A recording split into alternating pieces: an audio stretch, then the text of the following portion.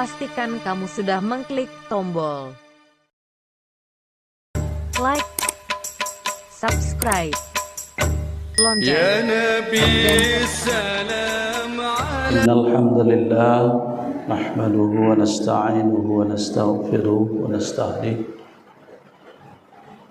Allahumma salli ala Muhammad wa ala alihi wa sahbihi ajma'in.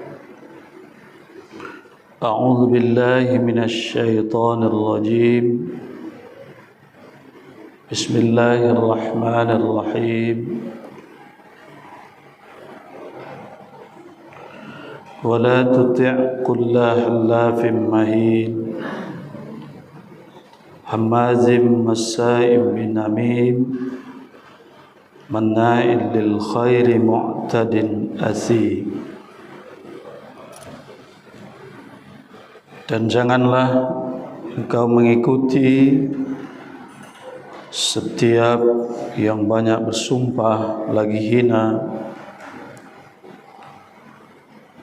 banyak mencela dan kemana-mana menyebarkan fitnah, menghalangi diri dari berbuat baik, melampaui batas, dan banyak berbuat dosa. Al-Quran surat Al-Qalam ayat 10 sampai 12. Surat Al-Qalam ayat 10 sampai 12. Bapak-bapak, ibu-ibu, kaum muslimin dan muslimat sidang jamaah subuh rahimakumullah. Pertama sekali marilah kita bersyukur kehadirat Allah Subhanahu wa taala atas segala limpahan rahmatnya kepada kita, baik yang kita minta ataupun yang tidak kita minta, baik yang kita sadari ataupun yang tidak kita sadari. Semua itu adalah pemberian yang sangat banyak dan tidak ternilai darinya. Bahkan ketika kita durhaka sekalipun, nikmat itu tetap datang. Maka segitu baiknya Allah pada kita. Sayangnya tidak semua orang menyadari itu, sehingga sering mengeluh, sering menyalahkan Allah, tidak bahagia disebabkan karena tidak syukurnya itu. Caliknya katih tu lihat. Lupa berasa banyak orang lain yang memimpikan posisinya itu. Padahal dulu dia beringin-ingin itu, kalau bisa mau teka itu. Tapi setelah dapat itu, tak puas lagi, ingin lagi yang tinggi. Ini salah satu penyakit modern sekarang, dan sebagai seorang muslim kita jangan jatuh ke situ. Tak ada kue.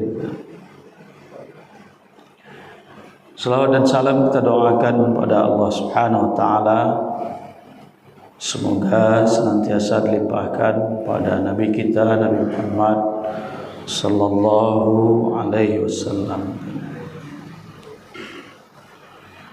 Bapak-bapak dan ibu-ibu, saya lupa jadwal sekarang itu. Kalau tidak salah dulu sudah ditukar kalau tidak salah.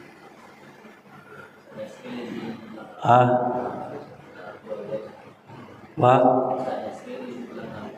kan ya jadwalku yang tukar dulu ya. Tadi tidak macam waktu. Jadi bapak dan ibu-ibu, ada sebuah peringatan dari Rasulullah SAW dalam hadis yang disampaikan oleh Abdullah bin Abbas.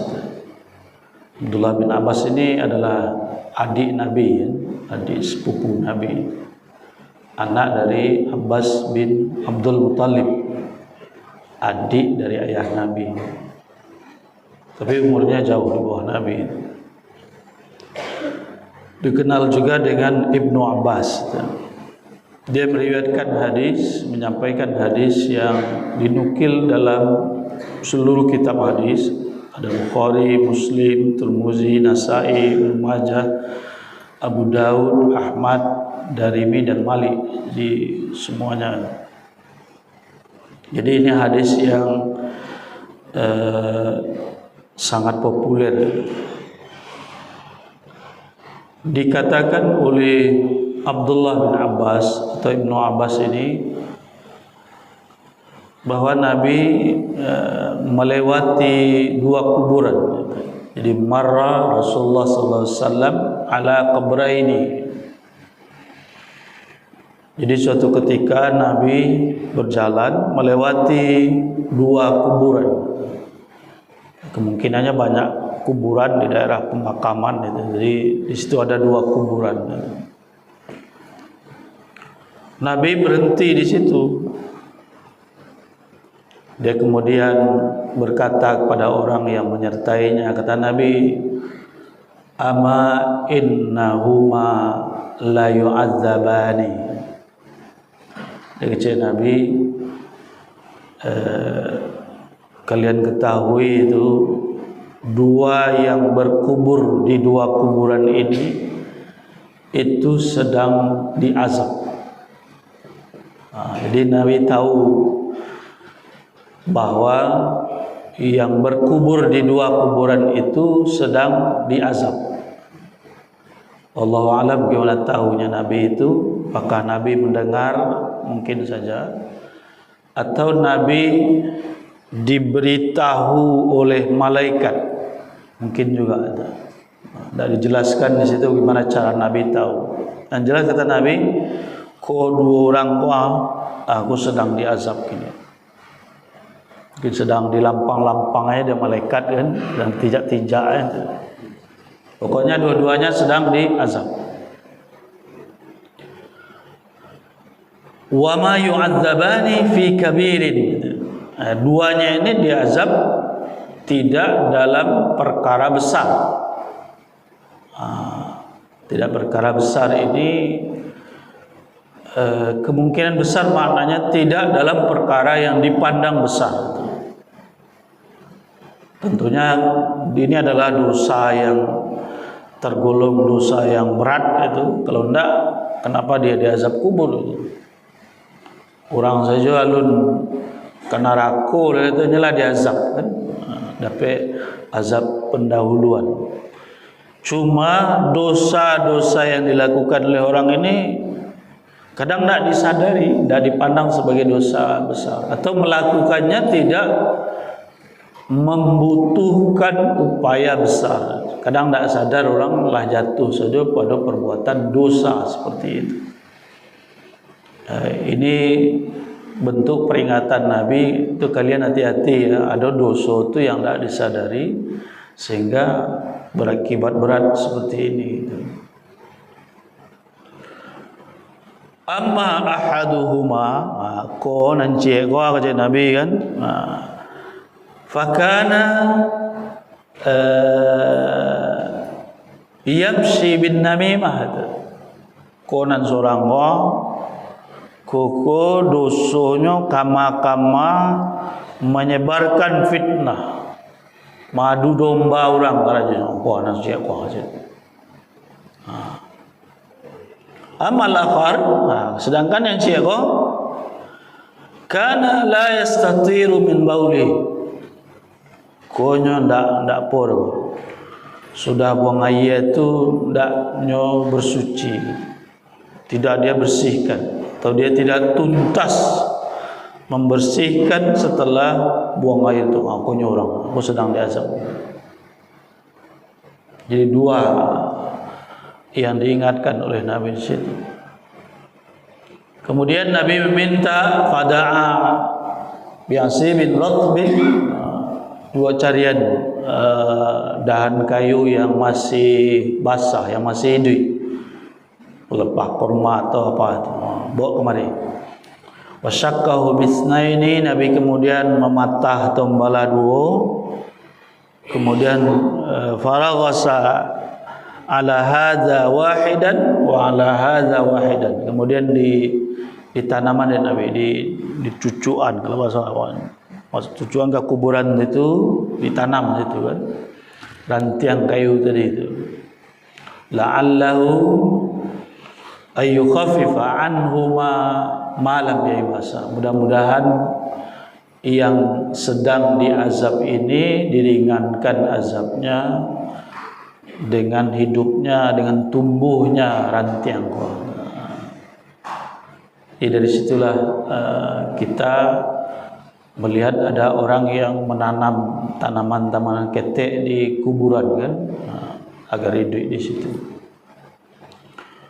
Bapak-bapak dan ibu-ibu, hadis ini menegaskan bahwa azab kubur itu memang ada. Karena ada sebagian, saya tidak tahu sebagian besar atau sebagian kecil ya. Pokoknya sebagian yang malu ada azab kubur itu. Tu orang nananyui di maku buahnya. Dimakan harimau kan. Nan apa?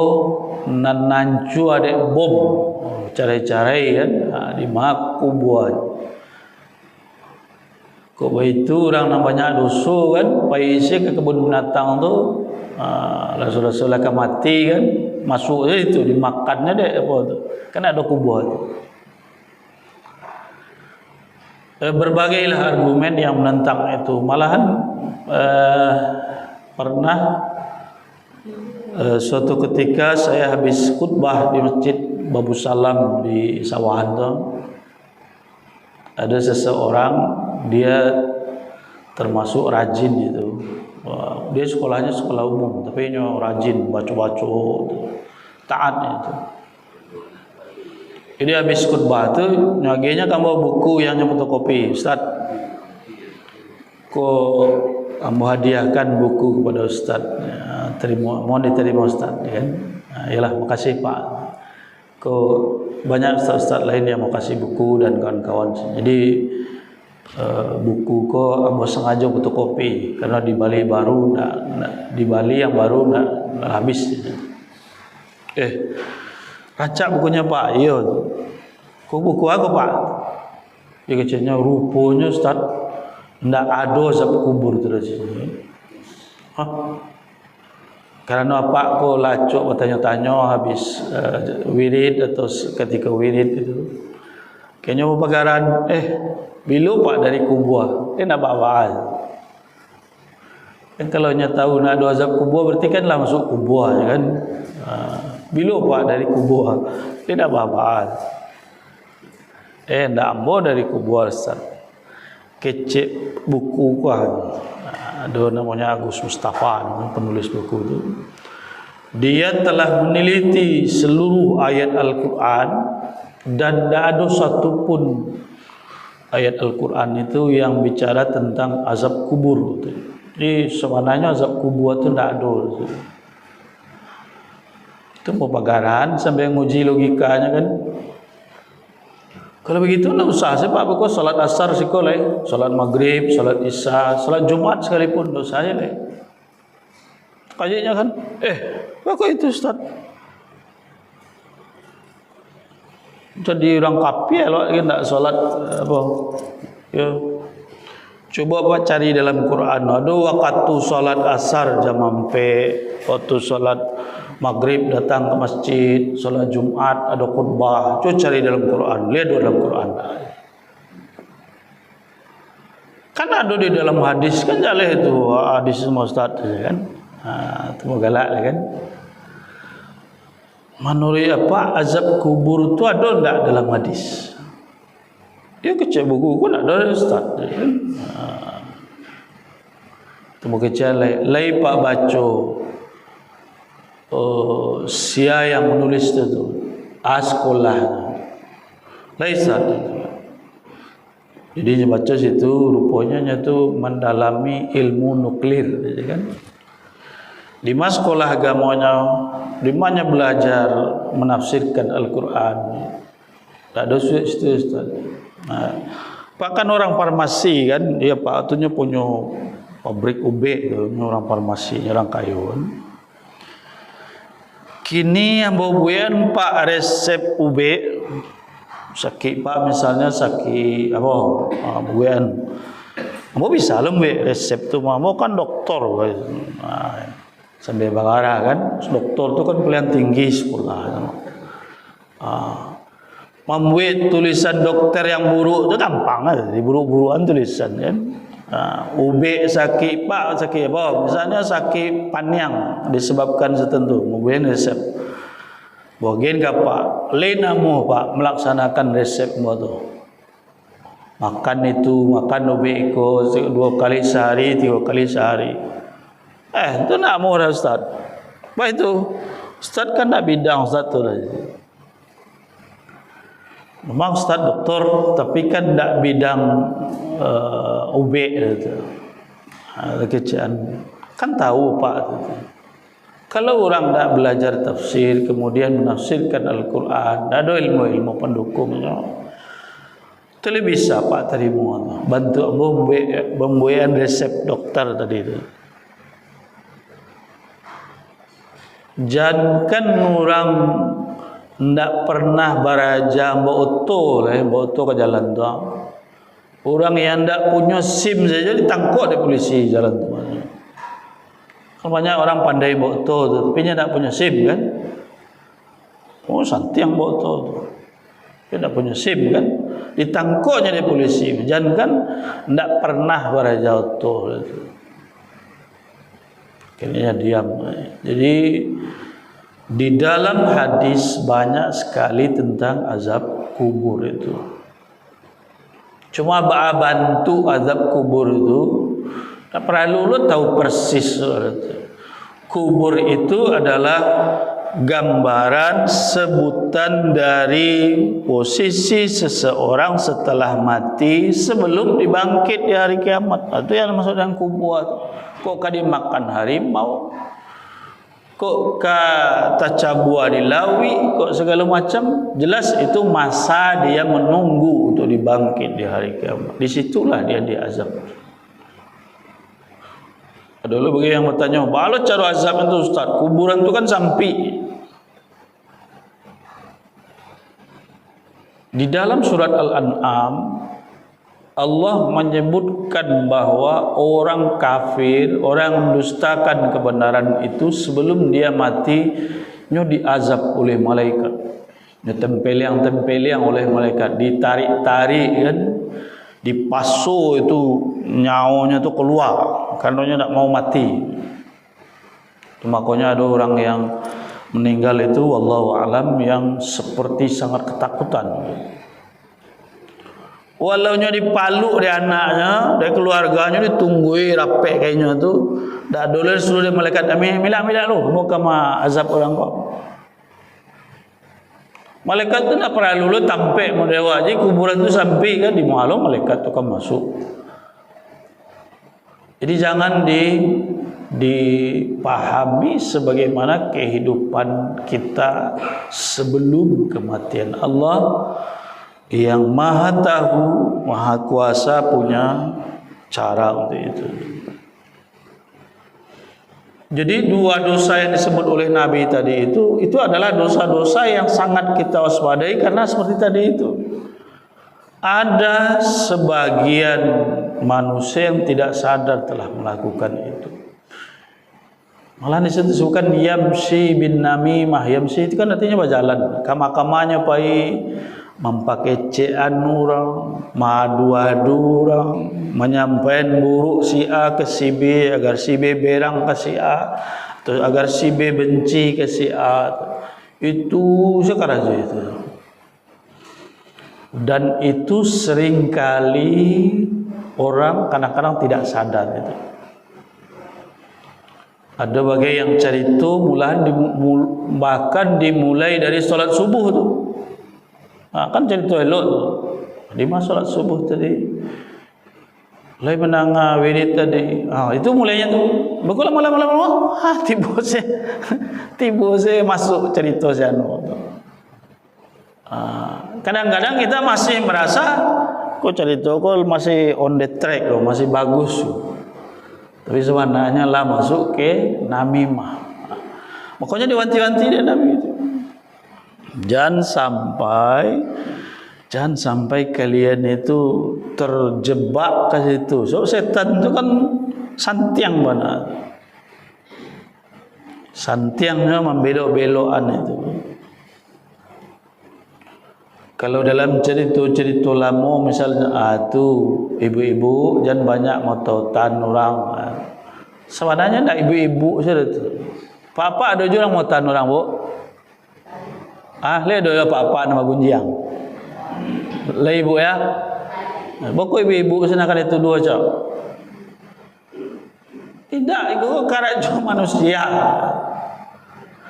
Nampak dosi ibu-ibu apa-apa ya jo.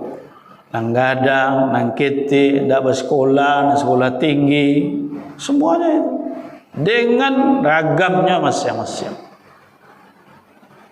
Malahan seorang kiri bisa aja bergunjing kan, kirim itu. Dan lalu kalau bisa aja bergunjing orang ini.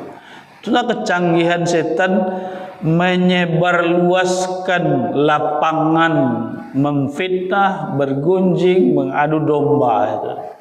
Itu yang diingat ya, ko dosa ko ndak disadari ko oleh banyak orang.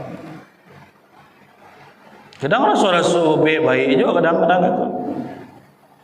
Tapi sudah terjatuh ke situ. Jadi kan besok jadi wala tu. Kau yang rajin mendengar wirid ke maya, masuklah sih kau. Kau ustaz yang coba di wirid tu masuklah sih kau. Karena tidak disadari itu. Karena itu mari kita perketat alarm diri kita.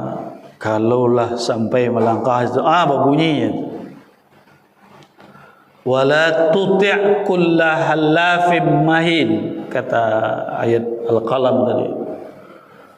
Jangan sampai menjadi pengikut orang yang mudah saja bersumpah-sumpah, lagi hina, hamazim masaim binamin, suka mencela-cela, banyak menyebarkan fitnah.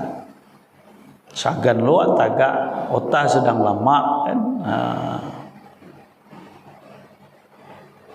Kata Allah dalam Al-Quran, pergi dari situ hatta yakhudu fi haditsin ghair, sampai otak itu pindah kepada yang benar, baru boleh duduk di situ. Kalau tidak, pai, kalau tidak bisa dicegah. Al-Quran menyebutkan seperti itu. Jadi ini penting untuk kita selalu ingat, karena jebakannya itu betul-betul halus itu. Kadang dari otak majlis taklim, dari otak wirid, dari otak salat, dari otak puasa, dari otak segala macam yang awalnya sangat baik, sangat positif. Tak tahu-tahu lah timbul di situ. Itu satu. Kemudian yang kedua, di situ disebutkan orang la yastatiru min baulihi, orang yang tidak bersuci dengan benar setelah dia baul, setelah dia buang air kecil, pipis, dan tentunya lain-lainnya. Ini juga termasuk dosa-dosa yang kadang-kadang dianggap remeh saja itu. Termasuk di zaman sekarang yang di mana-mana itu banyak toilet itu. Kan kalau kita pergi jalan kan ada saja, kau sampai berhenti ada toilet, ke masjid kau itu. Termasuk di zaman yang seperti itu masih ada juga yang suka sembarangan itu. Kok masalah itu saja jadi dosa lo, jadi azab lo. Bapak-bapak dan ibu-ibu, salah satu yang ditekankan di dalam agama kita adalah taharah, itu kebersihan itu, dan itu disyaratkan dalam umumnya ibadah-ibadah utama. Kalau awak tidak bersih dari hadas, dari najis, tidak bisa sholat. Dulu kalau tidak salah pernah kita sebutkan hadis, Nabi marah kepada sahabat yang buru-buru berwudu, tidak sempurnanya membasuh tumi. Nabi itu tumi narako, maksudnya tumi yang akan membawa ke narako. Kok hanya persoalan tumi itu sampai ke narako pula? Kalau wudunya tidak sempurna, bisa aja salat. Wudu itu bersuci itu adalah syarat sahnya salat. Kalau tidak selesai wudunya, tidak sah salatnya. Jadi bukan persoalan kecil itu, nol jadi salatnya itu.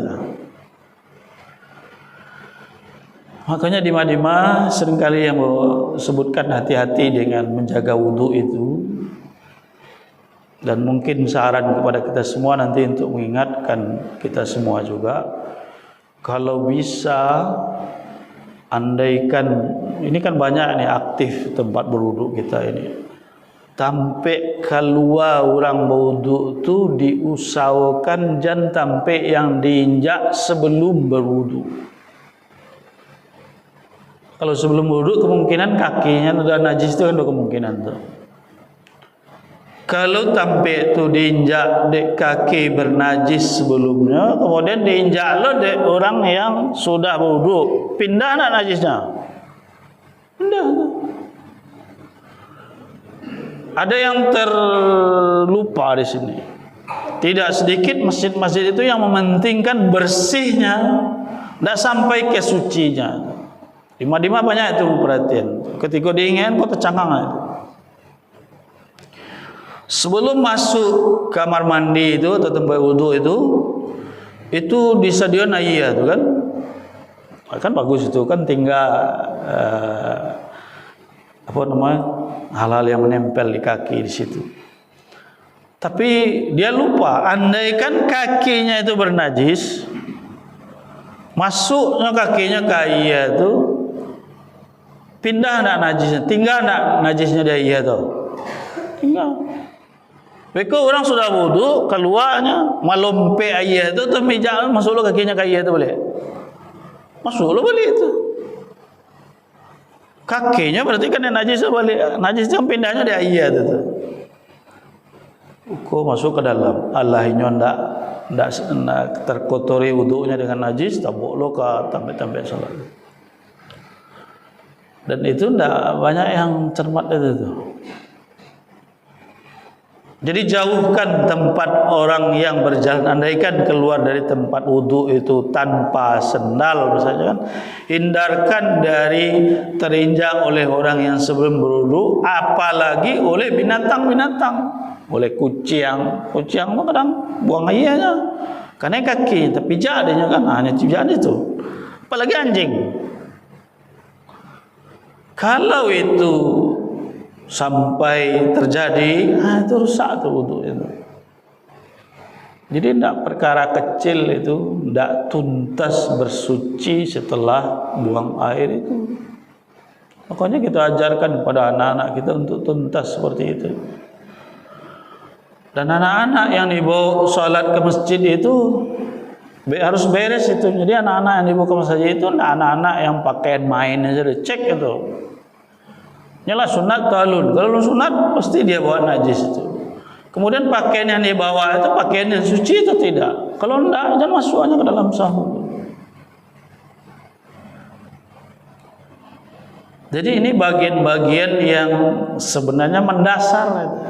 Makanya akibatnya tuh diazab kurang selalu masuk ke neraka. Kan sampai azab itu neraka. Jadi tiba situ lah dapat azabnya. Dan ini memiliki pengaruh yang besar ya. Terakhir ada cerita, ada mau baca cerita petang. Seorang tukang laundry di Inggris masuk Islam gara-gara mencuci pakaian mahasiswa Muslim. Jadi ibu-ibu kau nyala tua kan, lah di panti jompo kurangnya, tapi orang yang tidak mau menyerah kan, di tua-tua itu tetap karajo mah laundry. Konsumennya mahasiswa asrama di satu universitas di Inggris itu. Karena kehidupan di Inggris itu lebih bebas daripada kita, maka situ biasa saja anak-anak tu mabuk-mabuk, bergaul bebas tu biasa situ kan. Jadi pakaian yang cuci itu pakaian-pakaian yang sering kali bagalimang jok muntah. Kalau mabuk itu kan mudah muntah. Jadi pakaian yang dibawa ke laundry itu ya kotor-kotor seperti itu. Pakaian-pakaian yang bekas buang air kecil dan buang air besarnya itu masih tinggal di pakaiannya itu, terutama pakaian dalamnya. Kan orang yang tidak Islam itu tidak doge bersuci pun. Bahkan kalau buang air kadang aja, kalau masuk ke toilet-toilet yang standar internasional kecilnya itu tak apalah standar internasional kan, di hotel-hotel tu tidak tahu di mana kali basuh, ada sampai basuh. Dia hanya bersihan, dia tisu, dia gosok-gosok saja dia tisu. Warna lah kebarasi di tisu tu, kemungkinan tinggal itu tetap besar. Mungkin inilah banyak loh yang muda-muda itu. Malahan di daerah yang komunitas Muslimnya besar, pelanggannya Muslim, masih tidak jali. Sampai wuduk sih tidak loh. Basuh kaki itu naik loh, kaki ke pustapel tu. Kalau tidak keluar jurus silik lama tidak bisa basuh kaki itu.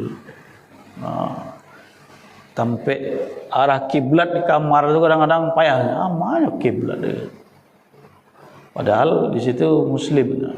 Jadi agak kemodernan tidak tentu loh kan.